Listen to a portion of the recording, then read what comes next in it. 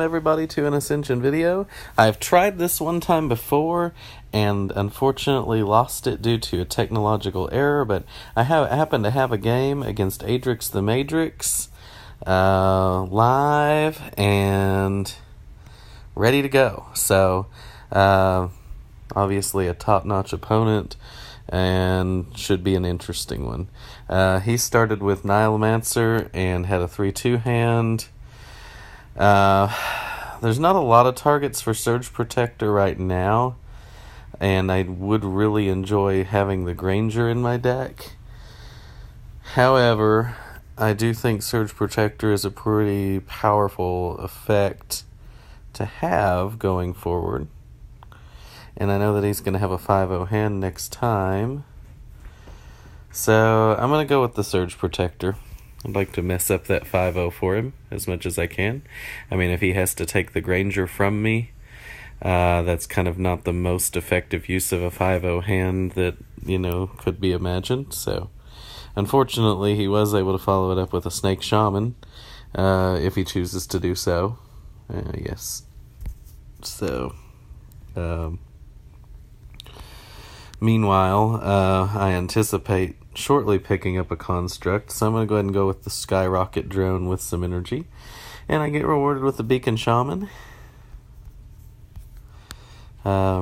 Incidentally, I selected the sets, but I've played deck challenges with Adrixthemadrix, and I happen to know that my opponent also likes this very combination of sets. So, we're both kind of at home here, I guess, with what we'd like to play. Now, he's already got 2 reputation for his Void Champion, and I don't think there's much chance I'm going to be able to cut him off from that for any significant length of time. My question here is, do I want the Soul Assassin?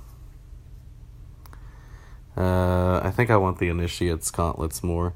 I know I want to buy it with Surge Protector. That would be the maximum value there, but I really don't want him to have the Initiate's Gauntlets.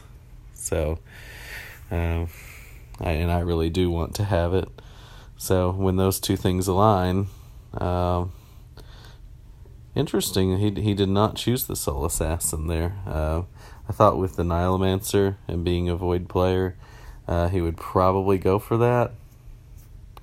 He really does like to go for the late game strategies, though, as do I, and maybe Soul Assassin just doesn't fit as closely with that. Maybe he's kind of baiting me into taking the Soul Assassin.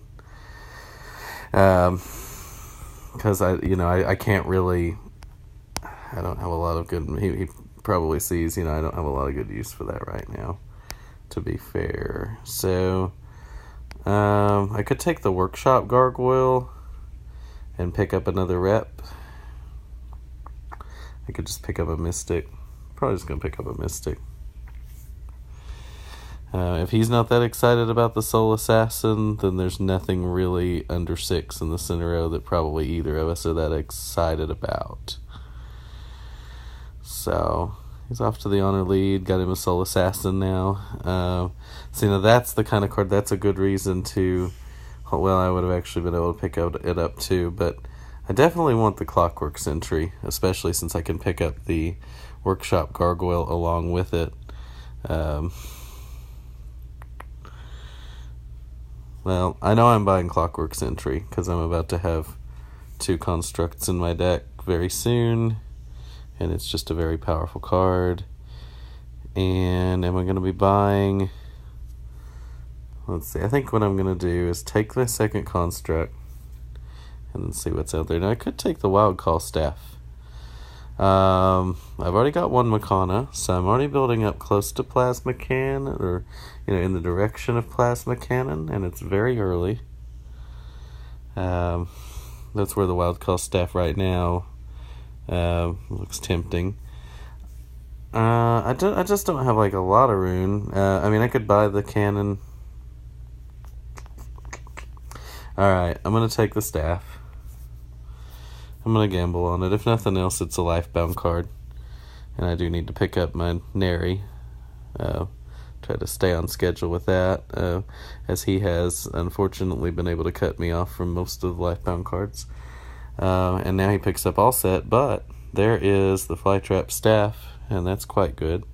Or I could pick up a Reality Sculptor, which could copy this card, or the Mystic, or the Drone, or possibly the Sentry, or the soon-to-be Neri.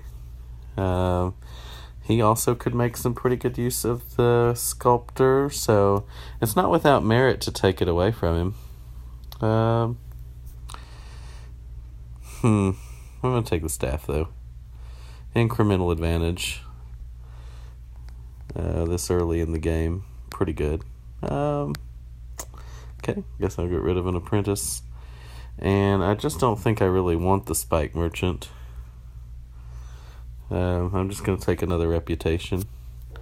If nothing else, I don't want the opportunity for him to see another card before he decides what to buy here. And I don't really particularly want to start drawing Spike Merchant. It does thin the deck, but at an extreme long-term cost. So, and he picked up the Sculptor, which makes a lot of sense. Now I might think about the Merchant. I still don't have... That would be my only Void Hero. Well, no, I have 2 Void Heroes if I take that. I guess because of the Void card, and because I'm not very likely to be able to buy the other cards in the center of this turn, I will take it. Unfortunately, I'm going to come up short on the Tower Skara, and I'm going to pick up another Mystic. That will be my 3rd rune sort of hero. Kind of maxed out on those now.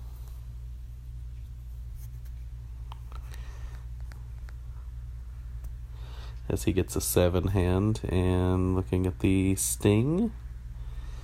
Okay.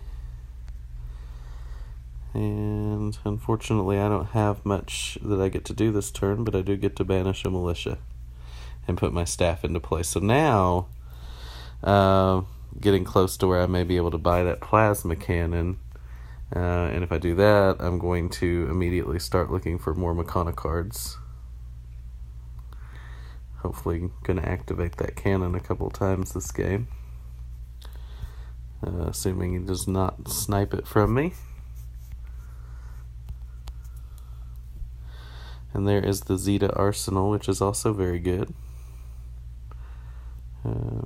Okay, so I could take the Sphinx, or I think I should draw some cards here. I've got 4 already. I can get to where I could at least buy the cannon or the Zeta Arsenal. At least that's I could have. Still have... Okay, I don't have any Mystics left in my deck, so I could buy the Truth Seeker and just wait. Okay, so I don't think, let's see, I don't have another Void Hero in my deck right now. Alright, so first I'm going to buy the Truth Seeker. And then I will take out... I could still take out the... Well, I don't have the Energize for the Raging Ursine, but... let's see. I still haven't drawn my Neri, so I could draw for that to maybe also trigger the Staff. I think I'm going to buy a Fanatic and hold it.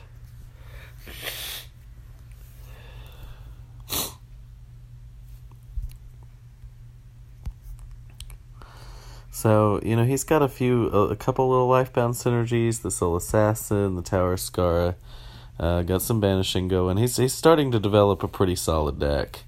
I'm pretty concerned, my deck really needs to get going too. I don't have the kind of banishing that he does. I may be able to catch up with some incremental advantage though, especially if I'm able to get that Plasma Cannon rolling, as has been the plan.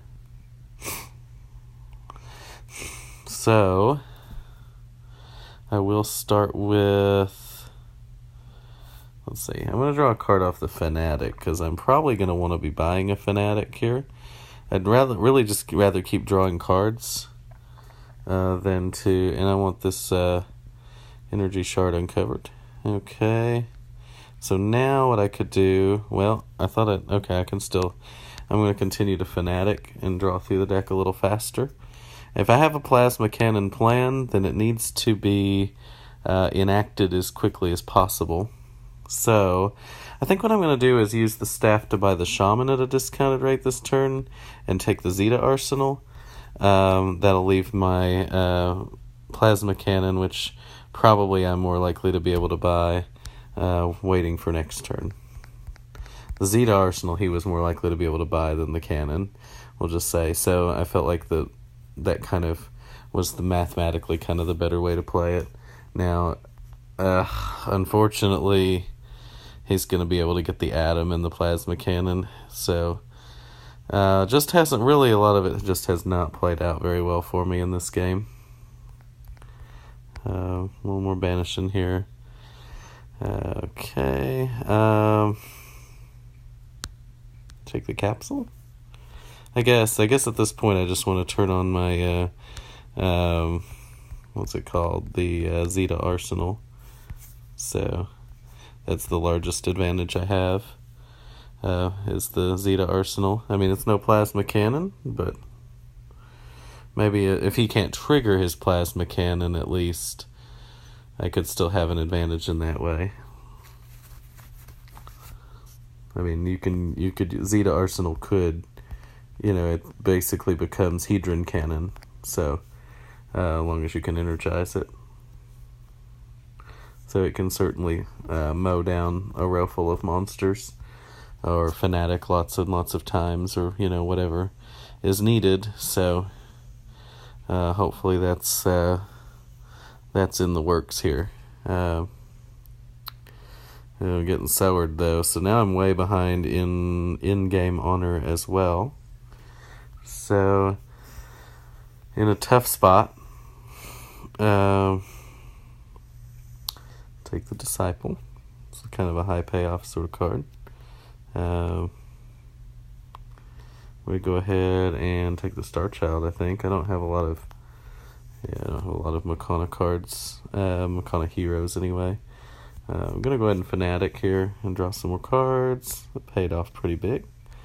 At this point I'm just needing something to kind of work out, so kind of gambling a little bit maybe. But it did seem to work out a little bit for me, so I'm going to keep drawing.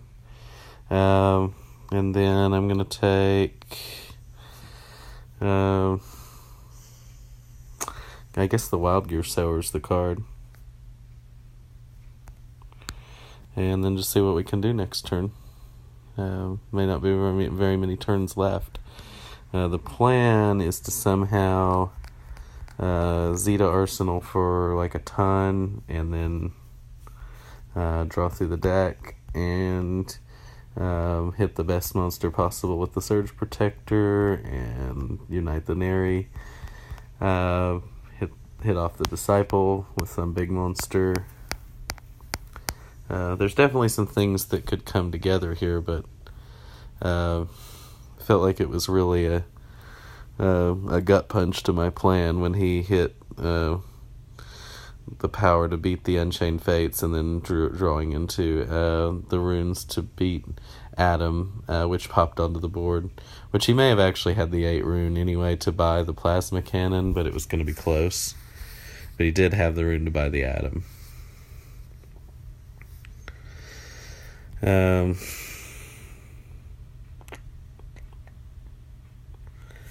Okay, so drawing through the deck, doing the things he does here.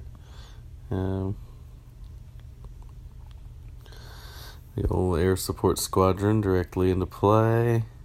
Now he has 1 Makana in play short of being able to activate the cannon. He didn't quite get there, but unfortunately for me, I didn't get much of anywhere, and so I'm just going to have to try and set off a rally chain. That's my last hope here. And doesn't look like that's going to happen. And that'll do it. So good game, Adrix. And Thanks everybody for watching. See you back here next